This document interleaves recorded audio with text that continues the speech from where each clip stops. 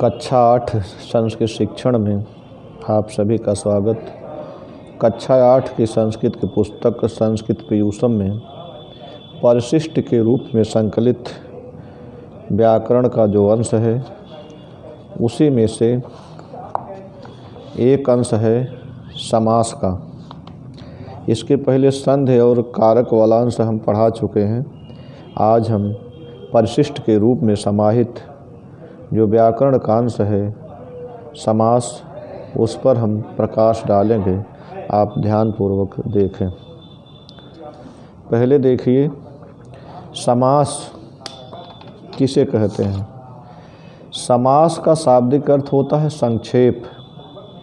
जब एक से अधिक दो या दो से अधिक शब्दों को उनकी विभक्तियों का लोप करके एक साथ लिखा जाता है तो समास की स्थिति होती है। देखिए, इसमें पुस्तक में जो परिभाषा लिखी हुई है उसको देखें। जब दो या दो से अधिक पदों को मिलाकर एक पद बनाया जाता है तो वह समास कहलाता है। माने कम से कम दो पद होंगे समास में और अधिक से अधिक संख्या कोई नियमित नहीं है। दो से अधिक पद होने चाहिए। जब वो पद मिलते हैं दो से अधिक पद, उसे समास कहते हैं। दो या दो से अधिक दो पदों के बीच समास में जो पहला पद होता है पूर्व पद, उस प्रथम पद को पूर्व पद कहते हैं और बाद वाले जितने पद होते हैं उनको उत्तर पद कहा जाता है। तो जब समास को तोड़कर पूर्व स्थिति में लाते हैं, माने सभी शब्दों को उनकी मूल स्थिति में लाते हैं, विभक्तियों और वचनों सहित उनको लिखते हैं, तब उसे विग्रह कहते हैं। कहने का तात्पर्य है समास के अंतर्गत जितने पद आते हैं, समस्त पद के अंतर्गत, उन पदों को समास होने की पहले वाली स्थिति में उनके विभक्ति और वचन सहित जब लिखा जाता है तो उसे विग्रह कहते हैं। समास यहाँ जो पुस्तक में चर्चा की गई है, कुल 6 समासों की चर्चा की गई है।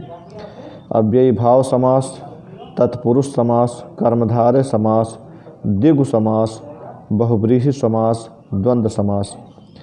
इसमें से आपको तत्पुरुष समास, कर्मधारय समास और द्वंद्व समास, यही 3 समास पढ़ना है। पहले तत्पुरुष पर चर्चा करेंगे। आइए तत्पुरुष समास को हम देखते हैं। तत्पुरुष समास में उत्तर पद के अर्थ की प्रधानता होती है। तत्पुरुष समास में जो दो या दो से अधिक पद आते हैं, पूर्व पद की नहीं, प्रथम पद की नहीं, बल्कि बाद वाले पदों की प्रधानता होती है। जैसे एक यहाँ लिखा है कृष्णम सितः, 2 पद हैं। एक कृष्णम है, सितः कृष्ण के आश्रित, एक साथ मिला दिए तो यहाँ हो गया कृष्ण सितः, कृष्ण सितः। यहाँ कृष्ण के आश्रित। यहाँ उत्तर पद सितः प्रधान है। हरिणा त्रातः, हरिणा त्रातः में हरिणा पूर्व पद है, त्रातः उत्तर पद है। हरिणा भगवान विष्णु के द्वारा रक्षित, बचाया गया। तो यहाँ त्रातः जो है उत्तर पद है, प्रधान है। हरिणा त्रातः, हरित त्रातः। लोकाय हितम, लोक हितम, लोक हितम को कहे एक साथ मिलने पर बना समस्त पद लोक हितम। घटाय मृत्तिका, घड़े के लिए मिट्टी, घड़े के लिए मिट्टी, घट मृत्तिका। चोराद भयम, चोर से भय, यहाँ पंचमी तत्पुरुष समास है। चोर से भय, यहाँ भयम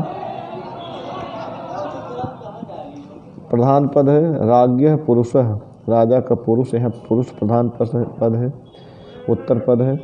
सभायाम पंडितः, सभा में पंडित, यहाँ उत्तर पद है, पंडित प्रधान है। सभा पंडितः। कूपे पतितः, कुएं में गिरा हुआ, कूप पतितः समस्त पद है। इस तरह से आप इसको समझ सकते हैं। कहने का तात्पर्य तत्पुरुष समास में उत्तर पद की प्रधानता होती है और जब समस्त पद के अतिरिक्त मूल स्थिति में शब्दों को लाएंगे तो उसे विग्रह कहते हैं। विभक्तियों सहित लिखेंगे, जैसे कृष्णम सितः, कृष्ण सितः है। इसमें हम जब विग्रह करेंगे तो कृष्णम द्वितीय विभक्ति पहले पद में है, बाद वाले पद में। तत्पुरुष समास की खासियत है कि इसका बाद वाला पद जो होता है प्रायः प्रथमा विभक्ति में होता है। हरिणा त्रातः, हरित्रातः, इसमें हम अलग अलग विभक्तियों सहित हरित्रातः को ले आते हैं। हरिणा तृतीय विभक्ति में है, त्रातः प्रथमा में। लोकाय हितम, लोकहितम में लोकाय चतुर्थी विभक्ति में है, प्रथमा विभक्ति में। घटाय मृत्तिका चतुर्थी। चोराद भयम में, चोर भयम अलग अलग किए तो चोराद पंचमी विभक्ति में है, भयम प्रथमा विभक्ति। इसी प्रकार से आप और समासों को समझ सकते हैं।